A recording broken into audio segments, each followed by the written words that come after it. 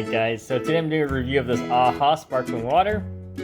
This is raspberry acai, and here's the nutrient panel for those who want to read it. Pause the video, and there's the ingredients.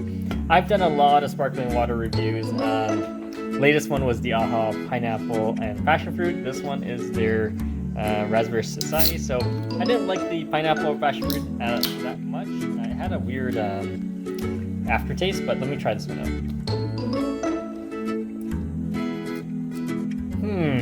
Okay, so it has the aroma as raspberry, but let me just do another taste. Okay, I like this one more than the pineapple passion fruit, but not as good as the bubbly ones. So,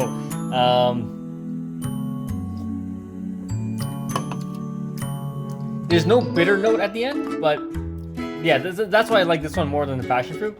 But it tastes like, I don't taste the acai whatsoever. The acai is not even there. It's just more raspberry flavor.